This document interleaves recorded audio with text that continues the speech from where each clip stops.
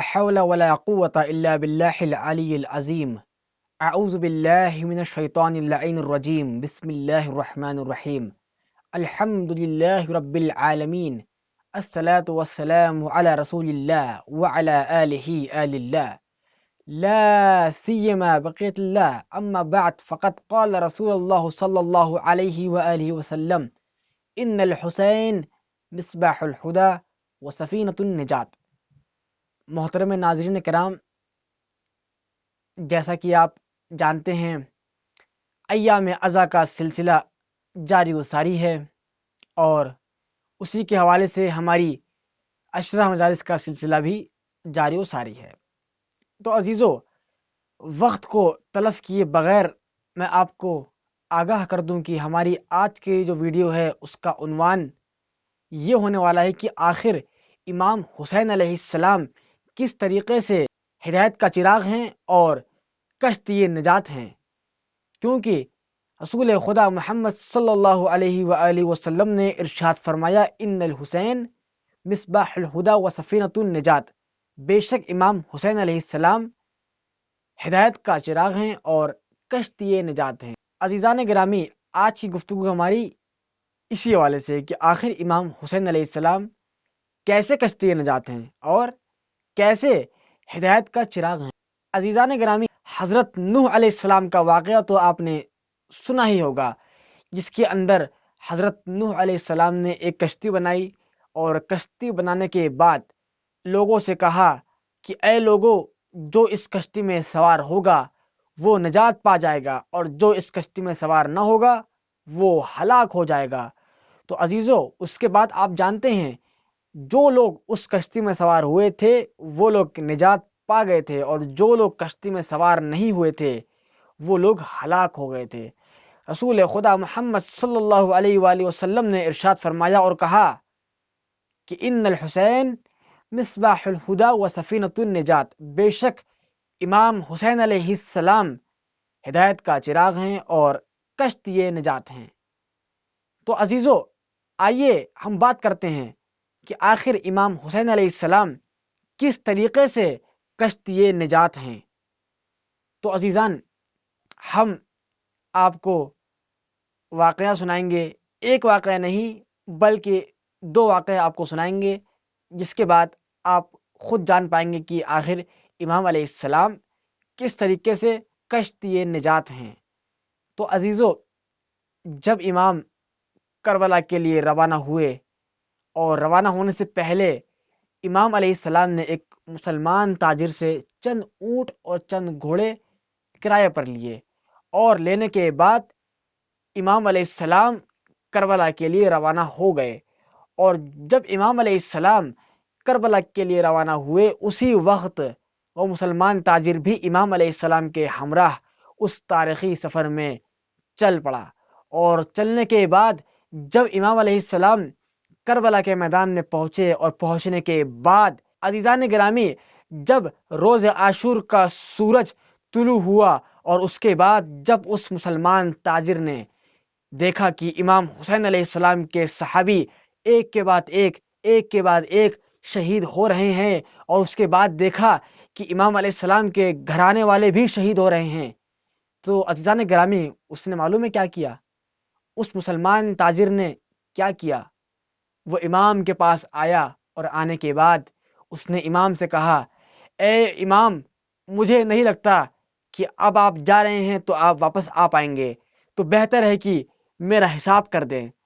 عزیزان گرامی، اتنا سننا تھا کہ امام علیہ السلام گھوڑے سے نیچے اترے، اور اترنے کے بعد امام علیہ السلام نے اس مسلمان تاجر کو اس کے حساب سے زیادہ پیسے عطا کیے، اور عطا کرنے کے بعد کہا اے مسلمان تاجر، جاؤ جہاں جانا ہے جاؤ، اپنے اونٹ اور گھوڑے لے کر کے جاؤ. تو عزیزو، اس کے بعد کیا ہونا تھا؟ اس کے بعد وہ مسلمان تاجر اپنے اونٹ اور گھوڑے اور رقم لے کر کے واپس اپنے گھر کی طرف روانہ ہو گیا.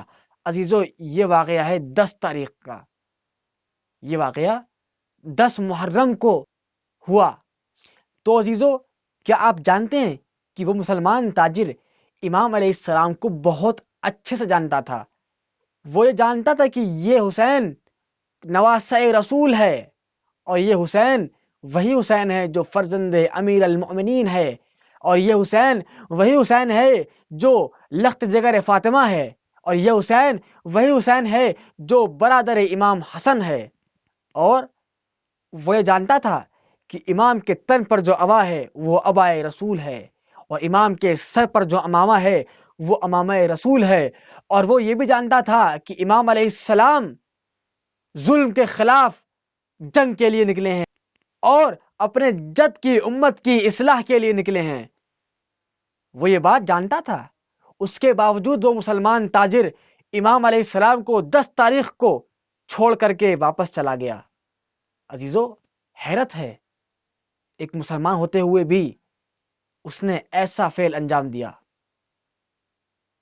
تو عزیزو، آئیے اب ہم دوسرے واقعہ پر غور کر لیتے ہیں۔ تو عزیزو، اب ہمارا جو دوسرا واقعہ ہے وہ وہب ابن عبداللہ علیہ السلام کا ہے۔ وہب شادی کر کے اپنی ماں اور بیوی کے ساتھ اپنے گھر کی طرف لوٹ رہے تھے۔ جب وہ گھر پہ لوٹ رہے تھے اور راستے میں تھے، اس وقت وہب ابن عبداللہ کی ملاقات امام حسین علیہ السلام سے ہوئی۔ عزیزان گرامی، جب امام اس سے ملے اور ملنے کے بعد جو گفتگو ہوئی، اس کے بعد وہب ابن عبداللہ کو امام علیہ السلام سے عشق ہو گیا۔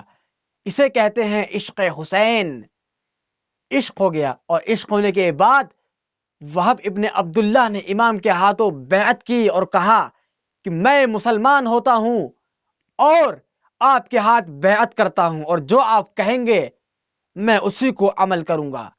اس کے بعد آپ جانتے ہیں کہ وہب ابن عبداللہ جنگ کرنے کے بعد شہید کر دیے گئے۔ اللہ اکبر۔ عزیزان گرامی، مسلمان تاجر امام علیہ السلام کو 10 محرم کے روز، عاشور کے روز امام کو چھوڑ کر کے چلا گیا اور نواسۂ رسول کو چھوڑ دیا کہ وہ شہید کر دیے جائیں۔ اور ادھر وہب ابن عبداللہ بعد میں مسلمان ہوئے اور امام کے ہمراہ یزید کے مقابلے میں جنگ کی اور شہید کر دیے گئے۔ عزیزو، وہاں پر مسلمان تاجر جس کے چند قدم آگے جنت اور بہشت موجود تھی، لیکن وہ تھوڑے سے فاصلے کی وجہ سے سالوں دور چلا گیا، اور وہاں پر حضرت وہب ابن عبداللہ، ان کے لیے بہشت بہت دور تھی، لیکن صرف چند لمحوں میں اور چند قدم میں بہشت بالکل قریب آ گئی۔ اسے کہتے ہیں سفینۃ النجات۔ غور کر رہے ہیں آپ؟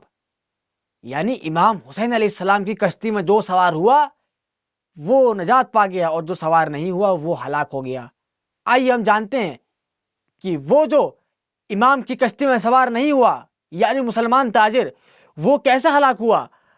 عزیزان گرامی، جب وہ امام کو چھوڑ کر کے 10 محرم کے روز اپنے گھر کی طرف روانہ ہوا، اور جب وہ اپنے اونٹ اور گھوڑوں اور پیسوں کے ساتھ اپنے گھر جا رہا تھا اور راستے میں تھا، اس وقت ڈاکوؤں نے اس مسلمان تاجر پر حملہ کیا، اور حملہ کرنے کے بعد اس کے تمام اسباب، مال اور اونٹ اور گھوڑوں کو لوٹ لیا، اور لوٹنے کے بعد اس مسلمان تاجر کو قتل کر دیا۔